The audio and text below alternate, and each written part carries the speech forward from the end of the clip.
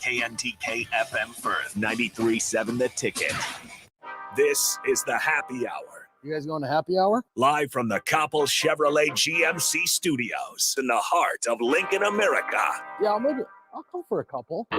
Here are your hosts, Nick Sainert. I want to know what it's like to commit a crime without having to spend time in jail. And Enrique Alvarez Clary.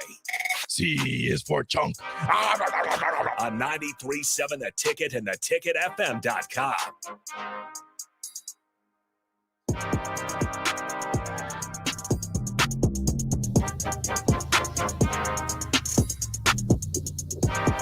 Good afternoon. Happy Tuesday.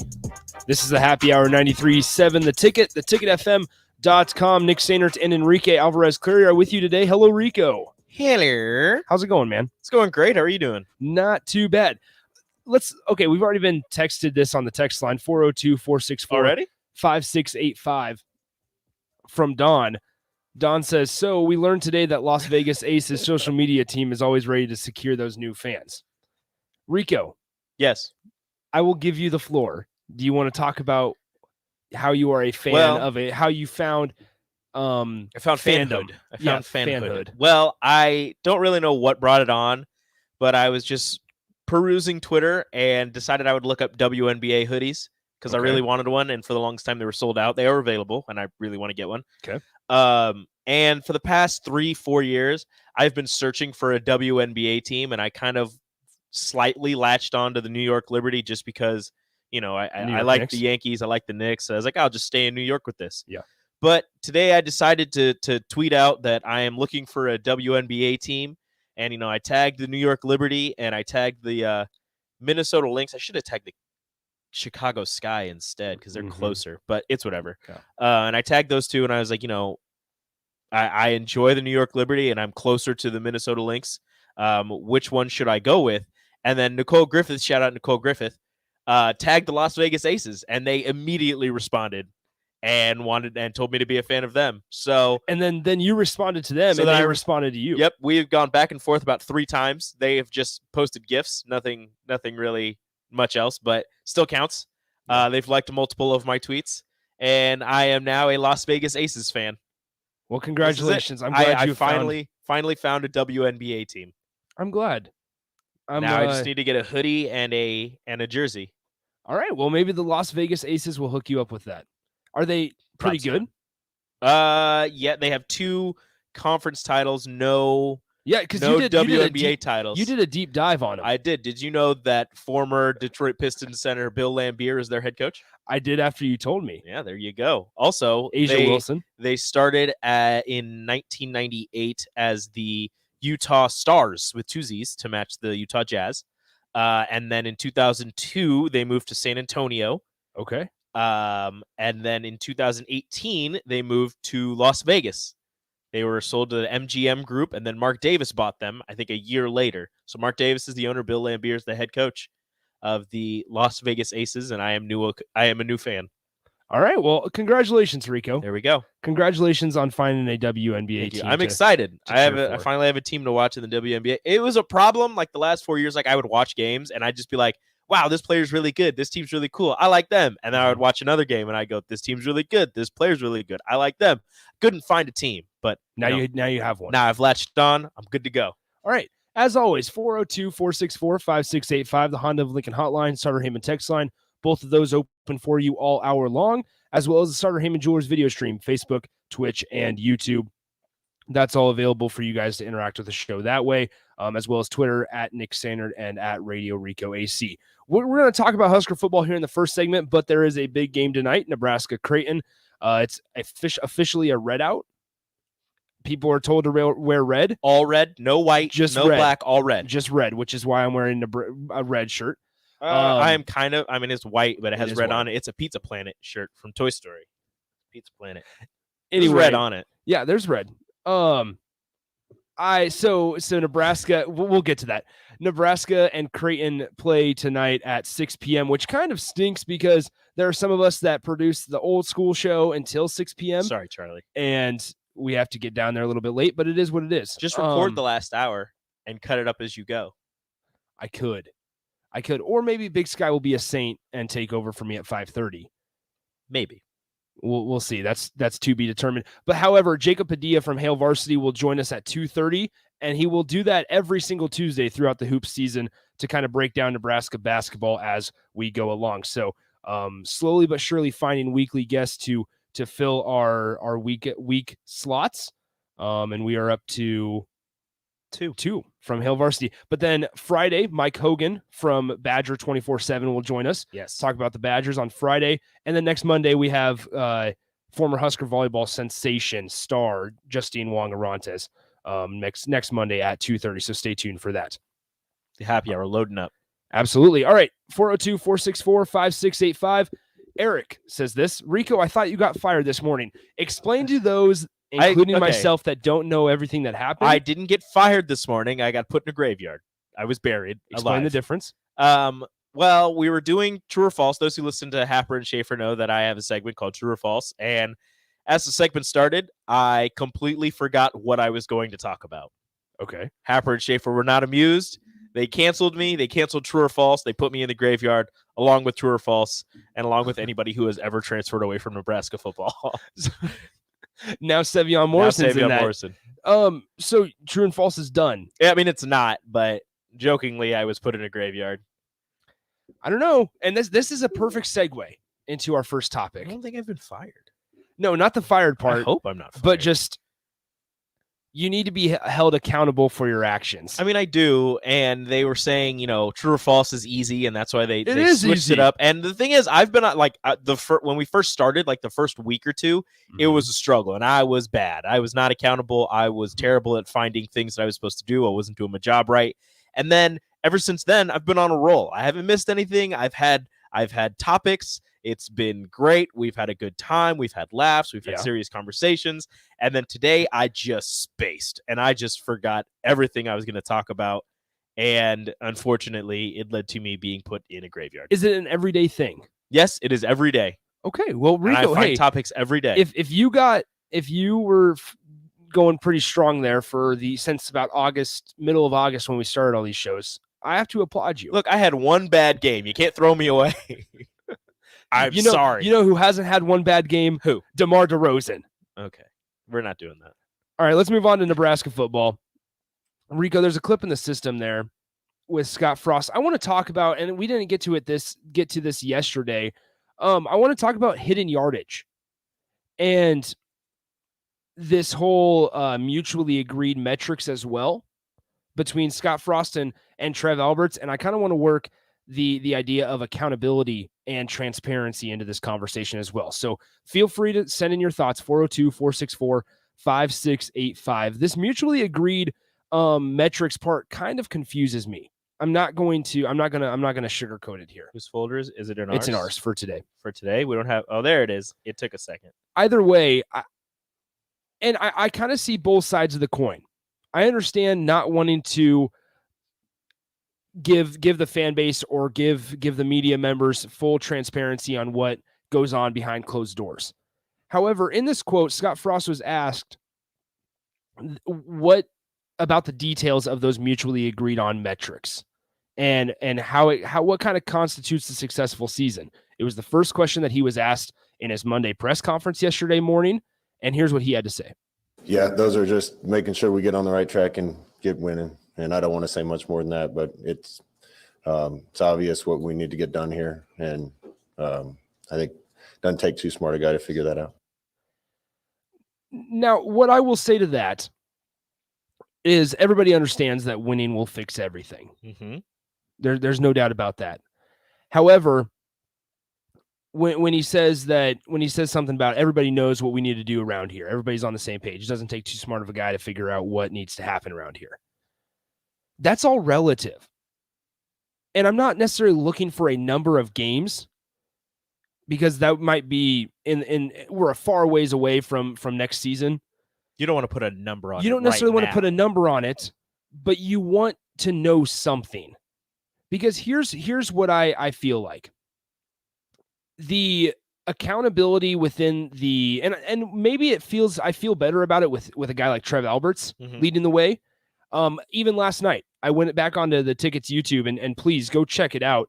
When Trev Alberts talked to Happer and DP at Big Ten Media Days and talked about how he's a details-oriented guy, and there's coaches think that they want autonomy, but really they want boundaries. Mm-hmm. And so him saying all of that, and also the way that he's handled himself on this job, coming in and not knowing about, at the time of his hiring, not knowing about the NCAA violations. And even though that's a very, very small problem, it's still something that came across Trev's plate as the athletic director before, that's something that predated his arrival. Mm-hmm. And so though maybe there's a sense of comfort for me personally, knowing it's a guy like Trev Alberts leading the way for this Nebraska athletic department. And there's a better feeling of they're going to hold coaches accountable for what they do. We kind of saw it that he did it to an extent with restructuring the contract. And partially that was Scott Frost, I suppose, that kind of went to Trev first and said that. But then also it's Trev Alberts kind of saying, hey, we need to make a change. Something needs to change. I don't necessarily want to call it strong arming, but in a way. However, it's like kind of like an ultimatum. Kind of. I don't know about stronger. Kind of like an ultimatum. He just kind of set something in front of him and said, "This is what I'm going to need from you." And you know, like you said, they're not going to throw it out there for the media to pick apart and parse through and find the minute details within the contract that everybody's going to probably at some point find, because everything gets found at one point or another. But I agree with you. Everything that Trev Alberts has said, and I don't want to say he hasn't done much, because I'm sure he's done a lot as the athletic director, but with like interior things that we don't even know what's going on, publicly things that we can pick apart and we can talk about. It doesn't seem like he's had to do much there. It's still a lot, like little things that have meant a lot to do, or meant a lot. But everything he said and the few things that he's done has given me confidence in Trev Alberts to lead this athletic department to a better future, and restructuring the contract and giving Scott Frost, a guideline, some boundaries to hit, some goals to hit in order to remain the head coach of Nebraska, and giving him what is it? Incentives for his contract if he hits certain goals, which again, we're probably not going to be told, although somebody might figure those out, in order to remain the coach at Nebraska for an even longer time, and get some of that money that, they took off of his contract back. I think that's something fantastic for Trev Alberts and amazing for this athletic department, that he's in charge and he's the one leading the way. Now, that's the positive side of things. Yes. Now there's also the other side of the coin here that I want to get to. That's a little I don't even know if it's concerning, but I've just kind of thought about it over the last couple of days. And two of my favorite things are transparency and accountability. That's two of my favorite things. And most of the time, you cannot have one without the other, at least successfully for a substantial amount of time. Now, when Scott Frost in there said, we all know what we need to do, we don't. Because if we're going to go into next season saying 6 wins is the minimum, first of all, at a place like Nebraska, we can have that talk again about how that's not good enough. I don't necessarily want to have that talk again, but I guarantee you someday, somewhere down the road, we're going to have that talk about how 6-6 isn't good enough. 6 wins is an improvement on what you've done, but it shouldn't be the standard for Nebraska. But unfortunately, it feels, and maybe not unfortunately, because once again, we all want Scott Frost to work out here, but in a way, unfortunately, 6-6 is a 6-6 season next year is more than likely, it feels like it's going to reward Scott Frost with an extra season. And once again, that's just how it feels. Especially when you make changes when you're 3-7, could be 3-9. Hopefully you're 5-7 by the end of the year. However, so you feel like next year, since 6 wins in a bowl game would be progress, that if you finish the season 6-6 or even 7-5, you're looking back saying, well, that's progress. But at some point, you got to stop the progress talk. At some point, it needs to be about winning. You just got to hit, something. You've just got to hit the goal that you're aiming for every single season. You can't just, we're getting better. Well, we're getting better. You just need to be better. You just need to get to that goal and stick with it. Now, and my thing isn't the 6-6, but it's if you have this is the hard part because it's hard to word it without it sounding weird. If you have the exact season that you have this year, but the records are flipped, like, you know, the win-loss, if you win 7 games next season, but your worst loss is by 9 points to a top 4 team, is that more progress than just winning 7 games? Or would you still just look at the wins and losses in that situation? Like, if they're still close, if in games where they never held the lead, but they lost close, if those games they have a lead for a certain amount of time, for a decent amount of time, and they still end up losing, you know, a 1-score game, but they have more wins, they have 7 wins, they make a bowl game, the wins look good, they win some 1-score games here and there. Is that more progress, or is that still just, you know, that's 7 wins, that's not good enough? I think here's what I will say in response to that, and we can tie in a text that we got off from Brian T. He goes, "You got to walk before you can sprint, and we are barely crawling." With that whole scenario of walking before sprinting, I look at that and winning the games that you're supposed to win. So, like you mentioned, how if you lose by 9 to a top 5 team like they did on Saturday, that's great, because you're staying competitive in those games that you're not picked to even be close in. However, you're not beating Purdue. You're not beating Minnesota. You're not beating Iowa, Wisconsin. You're not beating those Big Ten West teams, the teams that you are supposed to beat.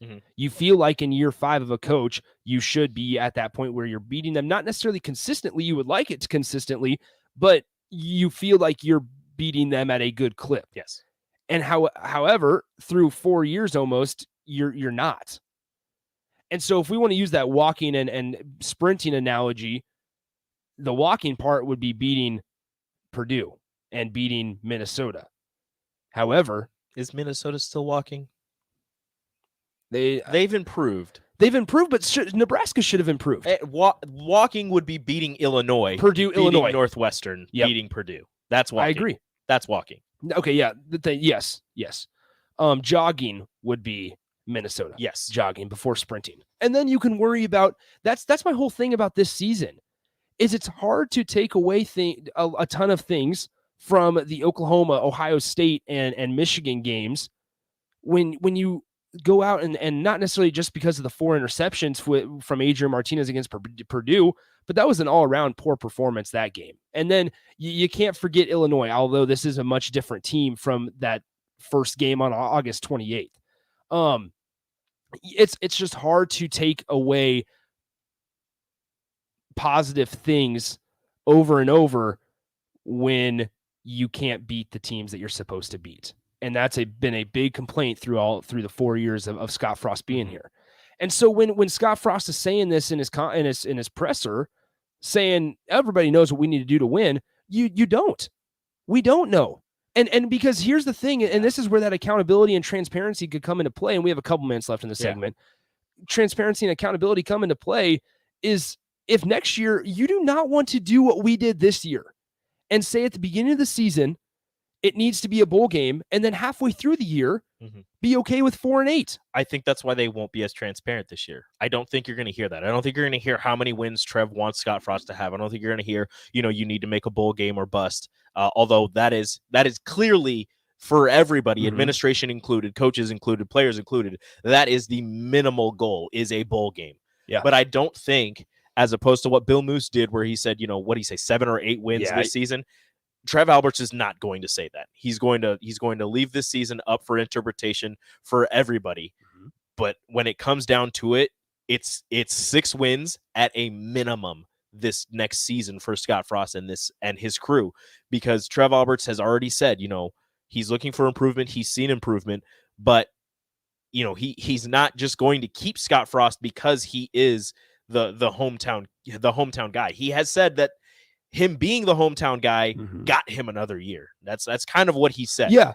But I don't believe that Trev is just going to keep him if he has another mediocre season, because he understands what football means to the university and to the state, not only in terms of dollars, but just in terms of morale for everybody. And once again, going back to the positive side of things, I feel a heck of a lot better and confident in Trev Alberts making a decision than I did with any previous athletic director going back the past 10 years.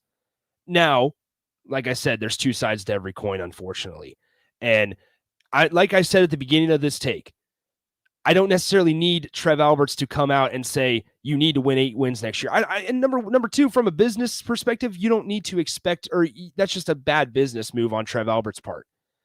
But Scott Frost coming out yesterday and saying that everybody around the program that watches Nebraska football understands what they need to do to constitute having Scott Frost back another season. You can't, because here's the deal: is this season we all thought we were on the same page, and then here we were being okay with a 4-win team. Well, then everybody changed. Everybody changed. Like, you had everybody on the side. When Bill Moose said 7 or 8 wins, everybody was like, yeah, this is a 7 or 8 win team. Then you lost Illinois. Yeah. And then you beat Fordham and Buffalo. And then you lost Oklahoma. And everybody thought, well, maybe 6 wins. Like, people just switched. They went from 7 or 8 to 6. And then you got to 3 wins and you're losing close games. And like, well, look, 3 wins, but these close losses are pretty good. I think you bring them back and it changes next year.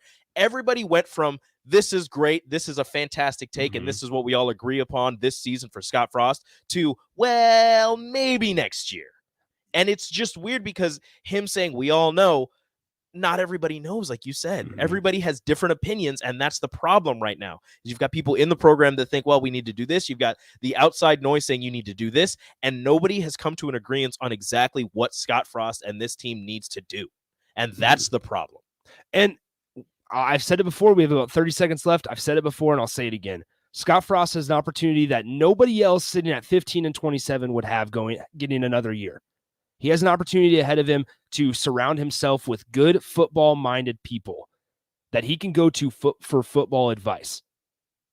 Now, the only question is, will he do it? Will he do it? And that's all in his arms. And next year, that's why you cannot go to this excuse and say, because he had a shot. All right, let's take a break.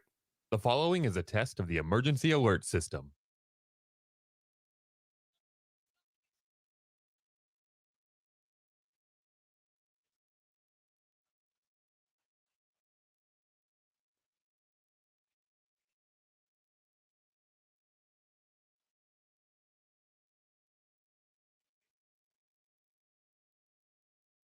Follow Nick and Enrique on Twitter at Nick_Sainert and at Radio Rico AC. More of Happy Hour is next on 93.7 The Ticket and theticketfm.com. You could celebrate a Nebraska football win with chips or wings and your favorite beverage, but Beatrice Bakery has all sorts of cakes to celebrate all victories this fall. Coffee cake, breakfast bread, artisan cakes, and especially Grandma's fruit cake. No one remembers who brought the chips, but everyone remembers who brought the cake. Make your parties memorable and your Mondays at the office better with cakes from Beatrice Bakery. They ship nationwide. Check out BeatriceBakery.com. Proud sponsors of the Nebraska Shrine Bowl. Welcome to our world of yum. At Koppel Chevrolet GMC, we are thankful for so many things this year, starting with our great employees, a generous community, our military personnel, and most importantly, our loyal customer base that continues to drive that money-saving mile of Louisville. Hi, this is Sean Callahan, and on behalf of everybody at Koppel, we want to wish you a happy Thanksgiving and safe travels to wherever they may take you. Happy holidays from Koppel Chevrolet GMC. Early break with Sip and Jake. This is what Rob Aller says. Ryan Day is clearly comfortable enough in his own unshaven skin not to care what others think. God. Whether that means saying goodbye to facial grooming or going for it on 4th and 3, when the prudent play might be to kick a field goal. Do you hear yourself talking right now? This is ridiculous. I read it on Sunday and did not think it was ridiculous. You're crazy. I did not think it was That's ridiculous. so dumb. I didn't think it was ridiculous. Early break with Sip and Jake from 6 to 8 every weekday morning on 93.7 The Ticket. Have you been to Barn Wood and Leather, that new furniture store in Lincoln? It's a whole new look. If you like country, you'll love Barn Wood and Leather. It's country with a kick. Rustic, yet contemporary, and crafted in America from historic reclaimed barnwood and the finest leather. Create your own one-of-a-kind look for a room or your whole home. Come see for yourself at Barnwood and Leather, South 14th and Dahlberg. Open Monday through Saturday, 10 to 5. Brokers Insurance Agency is currently hiring full-time and part-time insurance professionals. They will provide you with the training and education to obtain your insurance licenses. Brokers Insurance Agency takes pride in educating clients with the best insurance program to help their clients meet their specific goals. If you're a hardworking, motivated person and would like to discuss a great career opportunity with Brokers Insurance Agency, please call Ken Richards at 402-420-5353 or email service@brokersinsuranceagencyne.com. The team at Brokers Insurance Agency is looking forward to helping you get started with your insurance career. There's not many things worse than having plumbing issues at your home or business, but it's even worse if the problem isn't fixed correctly. Select Plumbing gets it right the first time, and they specialize in several things: general plumbing, water heaters, faucet and fixture repair, sewer and water underground repairs, backflow testing, and more. Keep your property free from leaks and other issues. Call today for a free estimate at 402-560-6197. That's Select Plumbing at 402-560-6197.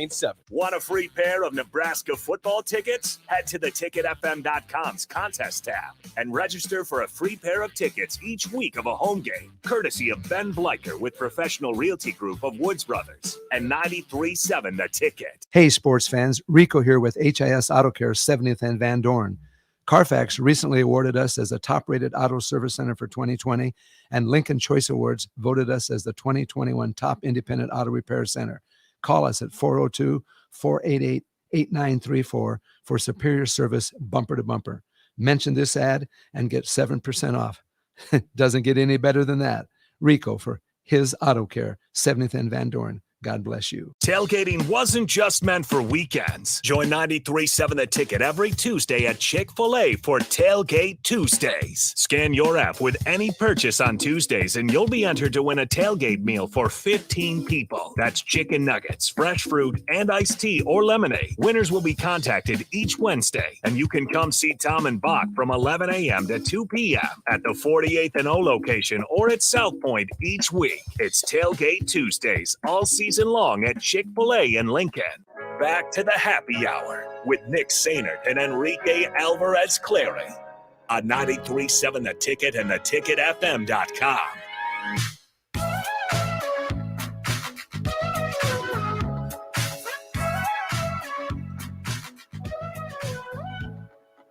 During the break there, Rico and I had a couple interesting thoughts stemming from our previous discussion in the first segment. That I want to extend to you guys. However, before we do that, we'll continue that conversation in the final segment. So stick around.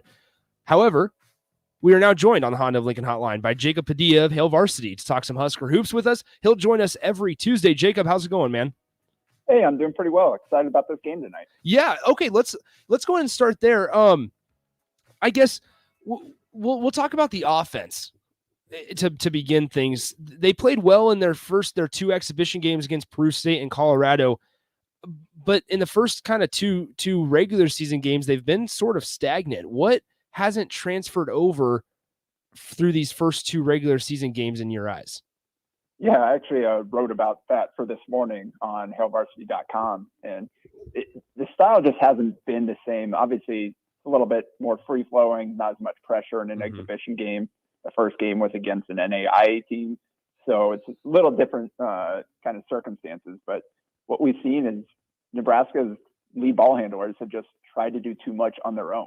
And part of that was the way that Western Illinois defended them and kind of the reads they made as a result of that, where Alonzo Verge in particular just felt like he had a mismatch on every single game and tried to make a play, and they just didn't get enough success out of that. And it continued a little bit in the second game as well. And they figured some things out a little bit in the second half, but still, we're just not seeing the kind of ball movement that Fred Hoiberg wants. Yep. And a lot of that too is they're still running a lot of the pick and roll stuff, but kind of the guys running those pick and rolls, they're getting a little bit of tunnel vision and thinking, all right, I've got to be the guy to go make this play here. I've got a mismatch. I'm going to go shoot the ball. And that isn't the way that Fred Hoiberg's system should work. You got to take advantage of every weak point in an offense. You got to share the ball and then attack the mismatches as they present themselves. We're talking to Jacob Padilla from Hail Varsity. Jacob, how would you analyze Alonzo Verge Jr. as a player through 4 games, I guess, to this point. I mean, he's been the recipient of some criticism. I think he went 4 of 16 from the field against Sam Houston and like 0 for 4 from deep, I think. What does he need to do to change and get the offense looking how it's supposed to be looking? Yeah, and I was a little skeptical when they added him as a transfer, just based on the way that he had played at Arizona State. He is capable of putting up some big point totals. Yeah. But overall, he was not a very efficient player. And I worried about adding another player that's kind of that plays that way, that isn't a great shooter, but that shoots a lot into the mix with this team. But I was pleasantly surprised by what I saw from him in the exhibition, and his quickness and his playmaking and his ability to get other guys involved. The pick and roll chemistry with Derek Walker looked really good then. A lot of that I mean, he has most of Nebraska's assists through 2 games. So, and I kind of, in that story I wrote, looked at the kind of synergy breakdown of how he's played so far. When he does pass the ball, he's been very effective at it, even though he's only hit the pick and roll guy for 1 bucket so far this season. So I think with him, it's all about kind of the mindset and understanding how he needs to play. And Fred Hoiberg said they sat down on Sunday and had a really good film session going over, like, okay, this is what you were seeing, but this is what we need from you in these situations, and this is how we need you to play. So I think we'll see tonight is a big opportunity to see if he was able to learn from that and can put that in action. Because before the season, when I was talking about this team, I felt like Burge is the guy that was going to kind of establish where the floor for this team is. He's got to be kind of the most consistent player, because he's going to be handling the ball quite a lot. We've seen that a lot. The ball is in his hands. He's the most dynamic playmaker with the ball. Bryce McGowan's has been terrific through 2 games, but he's not quite as ball dominant. He's good off the ball, as well as has the ability to score with it in his hands. So Burge is going to be the one that is running the offense for about 90% of the game.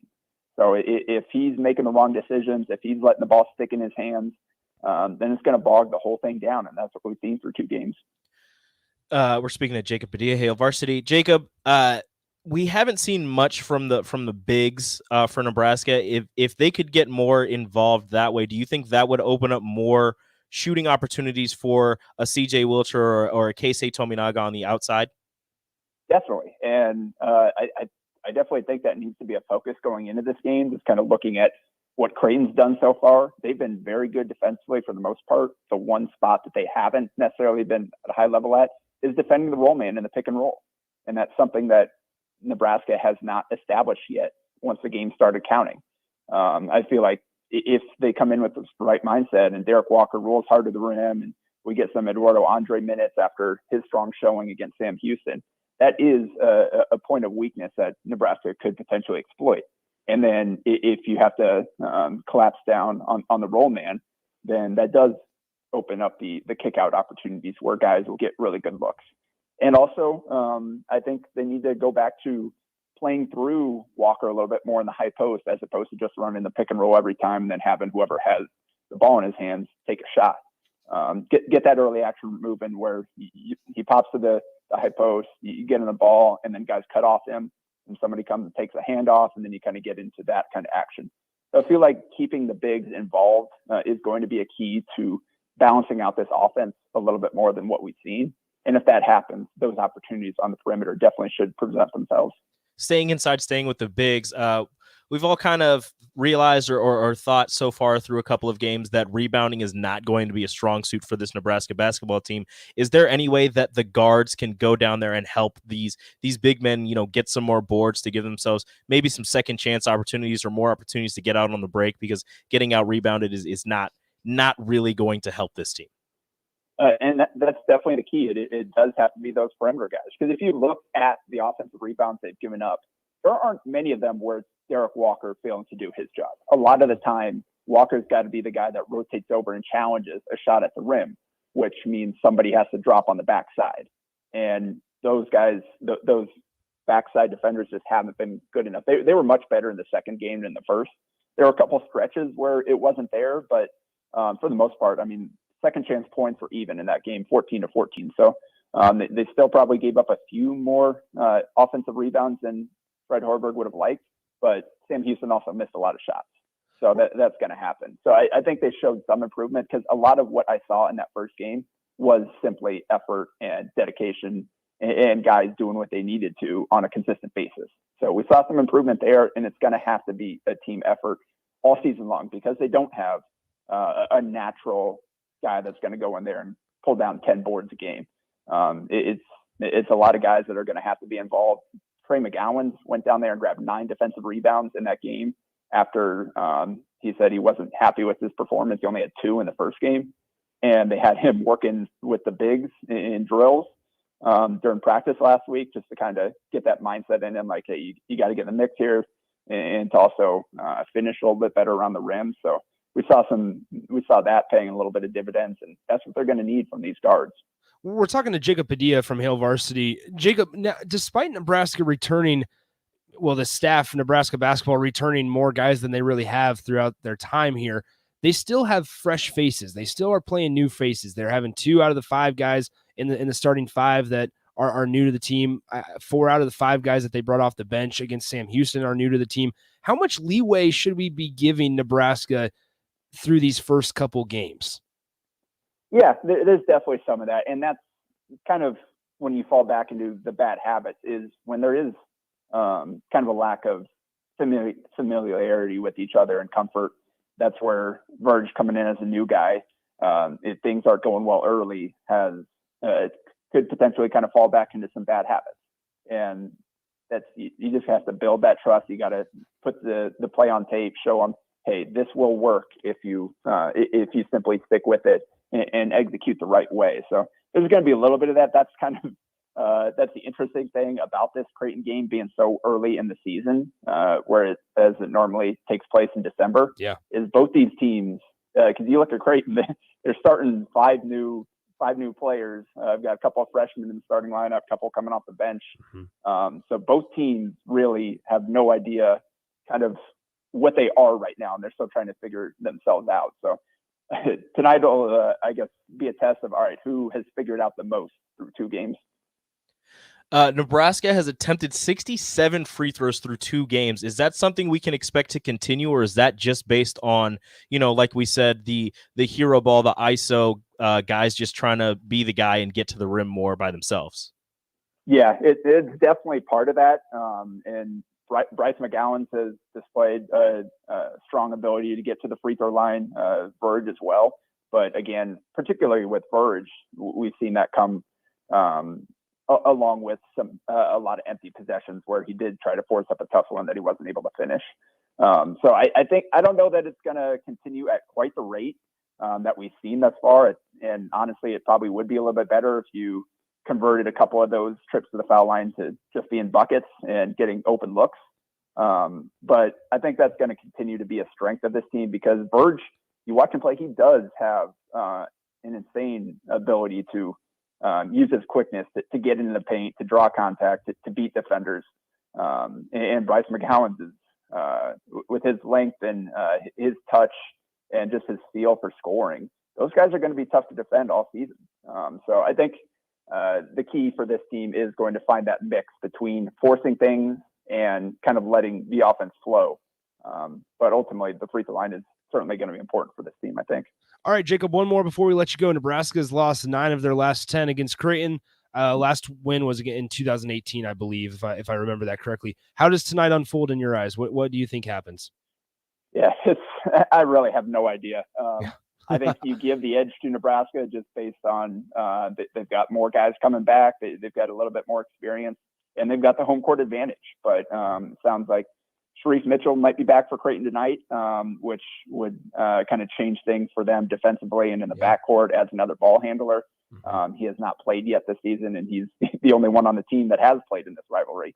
So that would be a big boost for them, but hard to know what to expect from him coming in the first game. So I think you give the edge to Nebraska, but ultimately this might come down to just whichever of these teams is able to knock down a few shots because both teams have gotten a lot of good looks and missed a lot of good looks in the early going.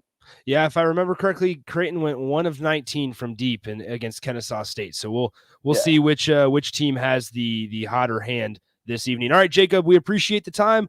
Once again, thanks for signing up and hanging out with us every Tuesday during this hoop season. We'll talk to you next week. Enjoy the game tonight. All right. Thanks, guys. That is Jacob Padilla of Hail Varsity. All right, before we take a break, let's I'm gonna pose a question for you guys that Rico and I talked about during the break.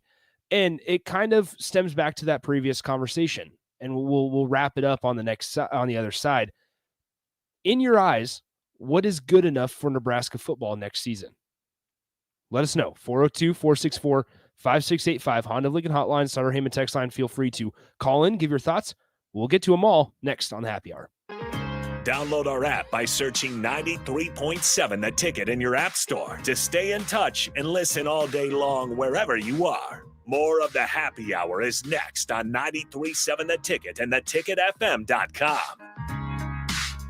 Brokers Insurance Agency is currently hiring full-time and part-time insurance professionals. They will provide you with the training and education to obtain your insurance licenses. Brokers Insurance Agency takes pride in educating clients with the best insurance program to help their clients meet their specific goals. If you're a hard-working, motivated person and would like to discuss a great career opportunity with Brokers Insurance Agency, please call Ken Richards at 402-420-5353 or email service@brokersinsuranceagencyne.com. The team at Brokers Insurance Agency is looking forward to helping you get started with your insurance career. This is a Broncos Radio Network update. Touchdown, Denver! How about that? I like that! Broncos insider Brandon Cristal, a day after losing 30-13 at home to the Eagles, all anyone in Broncos country wants to talk about is Teddy Bridgewater's effort or lack thereof following Darius Slay's fumble recovery that would turn the tide of the game.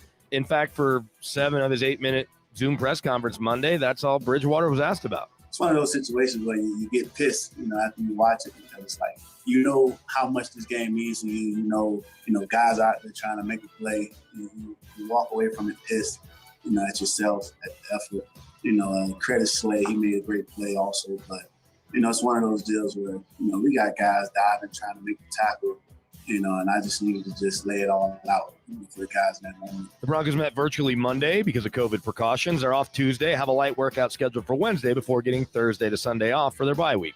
Want a free pair of Nebraska football tickets? Head to theticketfm.com's contest tab and register for a free pair of tickets each week of a home game, courtesy of Ben Bleicher with Professional Realty Group of Woods Brothers and 93.7 The Ticket. The party is back on in Lincoln this fall, and there's no party like the A1 Automotive Ticket Tailgate pregame show at Tipsy Tina's in the Haymarket. Join the whole Ticket crew for 2.5 hours of pregame coverage before every home and away game this football season as they get you ready for the game. It's the A1 Automotive Ticket Tailgate pregame show at Tipsy Tina's in the Haymarket. Sponsored by Farrell's Extreme Body Shaping, Tractor Supply Distribution Center, T.O. Haas Tire and Auto, Planet Fitness, Barnwood and Leather, and Vitalize Health.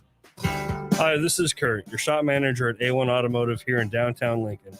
My promise to you is this: you won't find another automotive repair facility that genuinely cares about you and your vehicle. Our service is outstanding and our customer service is better. Please give me a call for all your automotive repair questions and needs. Call me at 402-477-4660. We were built on small town values, and that shows in how we treat others. A1 Automotive, always honest answers. South Lincoln has a new place for you to catch all sporting events. The Upside Bar and Lounge is your destination for Monday Night Football, UFC fight nights, and more. It's a great place to meet friends to enjoy great drinks and food, with plenty of TVs to catch all the action. There's easy access and free parking and comfortable seating for groups. And don't forget happy hour from 3 to 6 p.m. each weekday. There's specials every night, including taco night on Mondays and burger baskets on Tuesdays. That's at the Upside Bar and Lounge at 27th and Pine Lake. A new Planet Fitness location is coming soon. To celebrate, you can join before we open for just $1 down, $10 a month. We're squeaky clean and ready to welcome you with tons of equipment and plenty of space to spread out. So join the judgment-free zone today. We're ready when you are. Just $1 down, $10 a month. Offer ends soon. Join us today. Planet Fitness Lincoln opening a 3rd location soon, just east of 84th and Layton. Join now. Planet Fitness locations are independently owned and operated. See club for details. Join DP and Jay Foreman on Wednesday at Tanner's Bar and Grill at 30th and Yankee Hill. DP goes one-on-one with Husker Online Sean Callahan and joins Jay from 4 to 6 to preview the Wisconsin game and more. It's this Wednesday at Tanner's, 30th and Yankee Hill. Now back to the happy hour with Nick Sainert and Enrique Alvarez Clary on 93.7 The Ticket and theticketfm.com.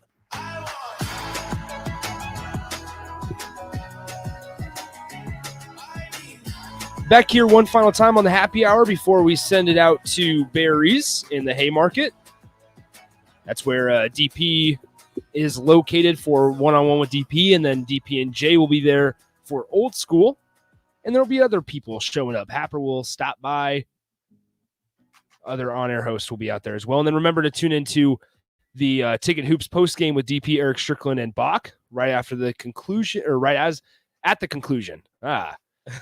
Between Nebraska and Creighton this evening. All right, before we get out of here, we have about 10 minutes left, a little bit less. Going back to what we talked about in the first segment, nobody knows, and I don't like to say the word standard.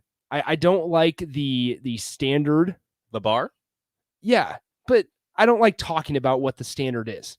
However, in this situation, we can that's what we have to say. Nobody knows what the standard is at Nebraska.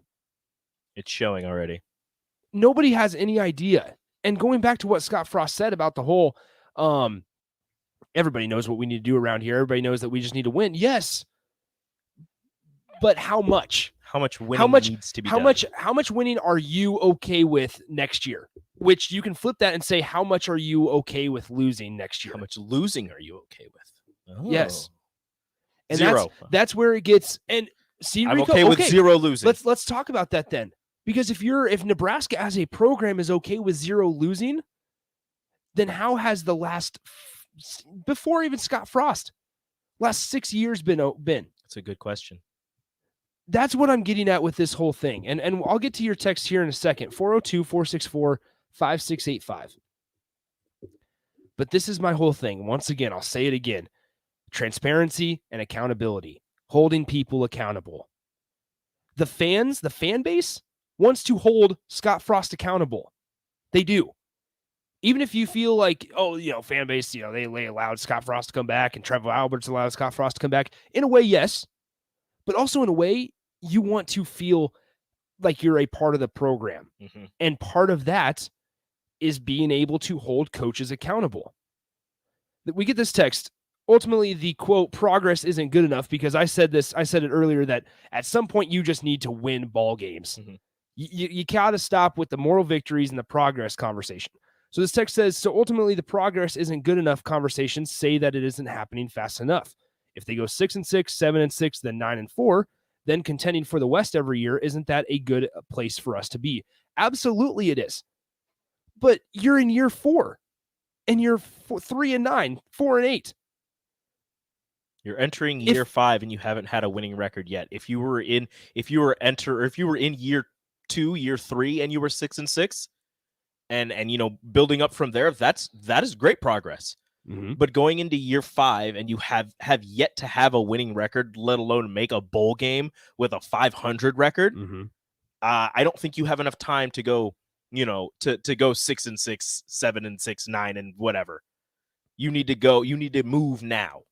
So Rico and I talked in the first commercial break about, and I kind of posed this question for Rico. I said, what if I were to go out and ask 5 Husker fans what they're okay with next year? What is a good season in your eyes? Yes, the bottom line, it's bowl game, but what's good enough for Nebraska football?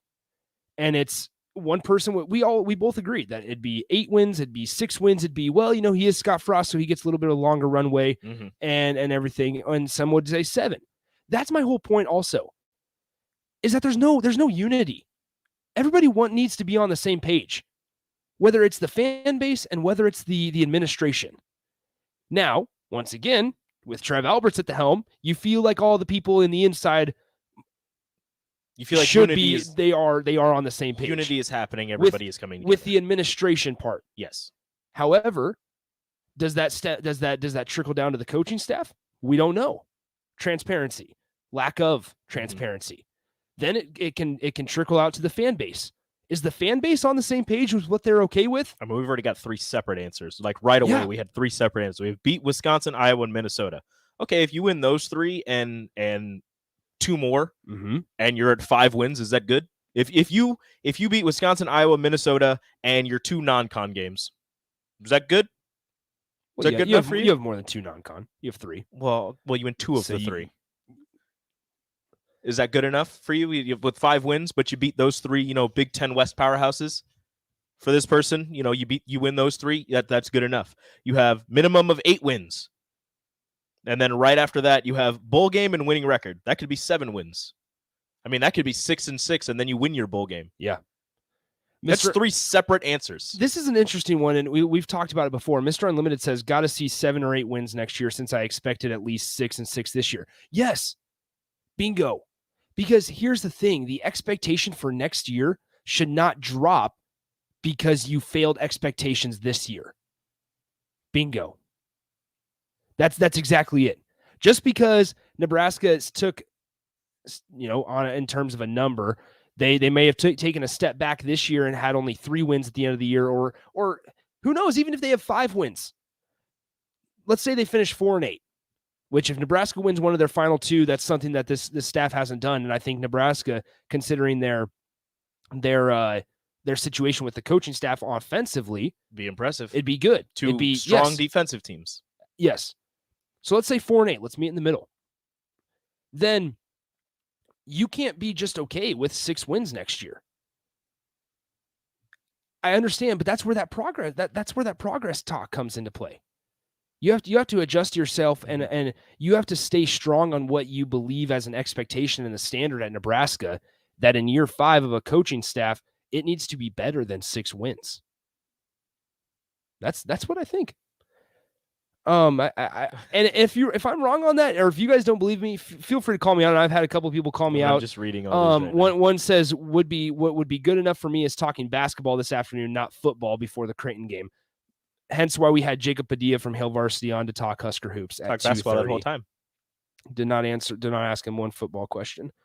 Skurswamy, at least 7 wins. I just think that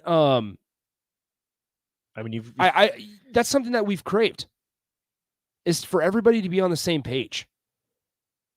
And if you're going to sit there and tell me that everybody's been on the same page through the last 10 years of Nebraska athletics, Nebraska football specifically, then okay. If you're in there, that's okay.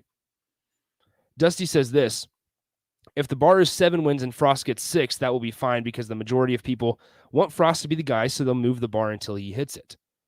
Ooh, Dusty, man. Seems a little too real. That one hits the nail on the head. And if you're in that lane that in year 5 you'll be okay with moving the bar, then that's fine. Like, you do you. Believe what you want to believe. But I'll be in this corner saying, hey, at the end of the day, Nebraska football needs to be Nebraska football. Mm-hmm. And no matter who is coaching, no matter how bad we want Scott Frost to be the coach, you can't settle anymore. You've settled for far too long. That takes me to Bot Tanner Tiller. Why do you guys think that turning around the program is easy at Nebraska? Other programs are trying to win also, but for some reason, Frost is supposed to have a magic wand that makes only Nebraska win. Let the program build. It's been 4 years to let the program build. It's year 4 and year 3 and 7. Nobody was expecting them to compete for a Big Ten West title or a national championship in their first 2 years, but you were supposed to at least have a winning record by year 3, year 2. I mean, from his mouth, will be dangerous in year 2. So the program has been allowed to build for 4 years, going on 5 years. So it's time. Stop by Barry's in the Haymarket. One-on-one with DP is next. We'll talk to you tomorrow. See ya. Adios. Hi, this is Kurt, your shop manager at A1 Automotive here in